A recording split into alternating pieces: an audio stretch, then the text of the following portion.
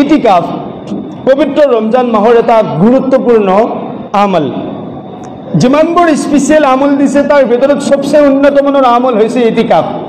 এই ইতিকাফত সম্পূৰ্ণ মানুহজন বন্দী হৈ থাকিব লাগে। 20টা দিন যেতিয়া মানুহ এজনে ৰমজানৰ ৰোজা ৰাখিলে, ৰোজাৰ অৱস্থাত খোৱা পিয়া ত্যাগ কৰিলে, স্ত্ৰীৰ ওচৰত যোৱাৰ পৰা বিৰত থাকিলে, যেতিয়া 20 দিন গুচি গ'ল, আল্লাহ বিচাৰিলে বান্দা মাত্ৰ 10টা দিন আছে আৰু অলপমান পৰীক্ষা মই বেছিকৈ কৰাব বিচাৰিছোঁ, চাও তুমি কিমান পাছ কৰিব পৰা, কিমান কামিয়াব হ'ব পৰা।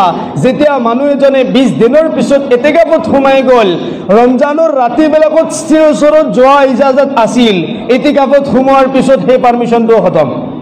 এতিয়া স্ত্ৰীৰ ওচৰতো যাব নোৱাৰিব। ইয়াৰ দ্বাৰা আল্লাহ পাকে আল্লাহৰ বেছি মাহবুব বনাই লয়, বেছি বন্ধুত্ব কৰাই লয় এজন বান্দাহৰ লগত। এই বিষয়টো পোৱা যায় ইতিকাফৰ মাধ্যমত। এইটো বহুত ডাঙৰ ইবাদত। আৰু ইতিকাফ 3 ধৰণৰ: ৱাজিব ইতিকাফ, সুন্নাত ইতিকাফ আৰু মুস্তাহাব ইতিকাফ।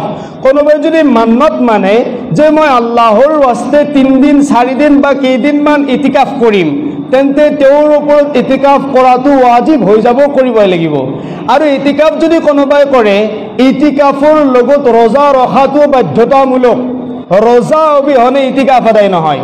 যাৰ ৰোজা নাই তাৰ ইতিকাফ নাথাকে, ইতিকাফ ভংগ হৈ যাব, ইতিকাফ কৰিব লাগিব।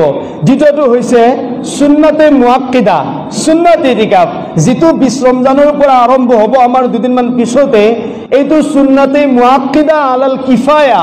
এই ইতিকাফটো যদি সমাজৰ হকে কোনোবা এজন দুজন বা কেইজনমানে কৰি দিয়ে, তেন্তে গোটেই সমাজৰ দায়িত্ব পালন হ'ব। আৰু যদি হে কোনো আদায় নকৰি এজনো ইতিকাফত নবহে মছজিদত, তেতিয়াহ'লে গোটেই সমাজখনে গুনাহগাৰ হ'ব, ভয়ংকৰ গুনাহত লিপ্ত হৈ পৰিব। তাৰ কাৰণে এই ইতিকাফটোক কোৱা হয় সুন্নতে মুআক্কিদা আলাল কিফায়া। আল্লাহৰ ৰসুলে জীৱনৰ অন্তিমটো মুহূৰ্তলৈকে প্ৰত্যেক বছৰে ইতিকাফ কৰিছিল।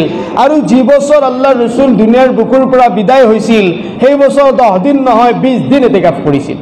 সুবহানাল্লাহ নকয়, 20 দিন ইতিকাফ কৰিছিল আল্লাহ ৰসুল সাল্লাল্লাহু আলাইহি সাল্লামে। তো কেৱল আল্লাহৰ ৰসুলে নহয়, আল্লাহৰ ৰসুলৰ ঘৈণীয়েকসকলেও ইতিকাফ কৰিছিল। নিজৰ ঘৰত যিখিনি জাগাত নামাজ পঢ়ে, মহিলাসকলে ইতিকাফ কৰিছিল। আপোনালোকৰ মহিলা মা ভনীসকলেও যদি ইচ্ছা কৰে, নিজৰ নামাজ পঢ়া ঠাইখিনিত ইতিকাফ কৰিব পাৰে। সময় কম বাবে বিষয়খিনি আলোচনা কৰাটো সম্ভৱ নহ'ল, মাত্ৰ ফজিলতটো কৈ দিছোঁ। যদি কোনো ব্যক্তিয়ে ইতিকাফ কৰে আল্লাহৰ ৱাস্তে, তেতিয়াহ'লে কোৱা হৈছে, ইবনে আব্বাছ ৰাদিয়াল্লাহু তাআলা আনহুৰ পৰা বৰ্ণনা কৰা হাদিস, খুব গুৰুত্বপূৰ্ণ হাদিস। আল্লাহ ৰসুল সাল্লাল্লাহু আলাইহি সাল্লামে ক'লে, হুৱা ইয়াকিফুজ যুনুবা, যিয়ে ইতিকাফ কৰিলে সেইজন মানুহে সব গুনাহৰ পৰা বাচি গ'ল। সুবহানাল্লাহ।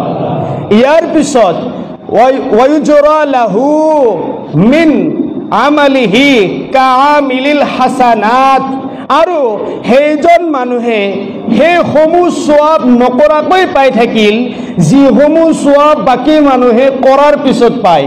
ধৰি লওক 50,000 মানুহক জমা কৰি এখন ফিল্ডত আপুনি ৰোজাদাৰ 50,000 জমা কৰিছে ইফতাৰ কৰোৱাৰ বাবে। ৰোজাদাৰক ইফতাৰ কৰা বহুত ডাঙৰ সওয়াবৰ কাম। 50,000ক আপুনি ইফতাৰী কৰাব যাওঁতে 50,000 টকা খৰচ হৈছে, আৰু 50,000 মানুহক মাতিব যাওঁতে কিমান সময় খৰচ হৈছে, আৰু কিমান টেনশ্যন ল'ব লগা হৈছে, সন্মান যায় নেকি, ইজ্জত যায় নেকি, তাৰ প্ৰতি খেয়াল ৰাখিব লগা হৈছে।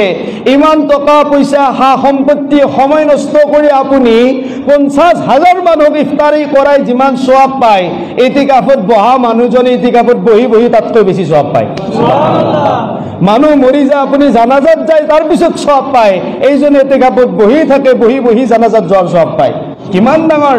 দ্বিতীয়টো ফজিলত হৈছে, আল্লাহ ৰসুলে কৈছে, মানি ইতাকাফা 10 ফি ৰমজান, যিয়ে ৰমজানৰ শেষৰ 10টা দিন ইতিকাফ কৰিলে, কাহাজ্জাতাইনি ওয়া উমৰাতাইনি, আল্লাহ পাকে সেইজন বান্দাক 2টা হজ আৰু 2টা উমৰা কৰাৰ সওয়াব দান কৰিলে। সুবহানাল্লাহ।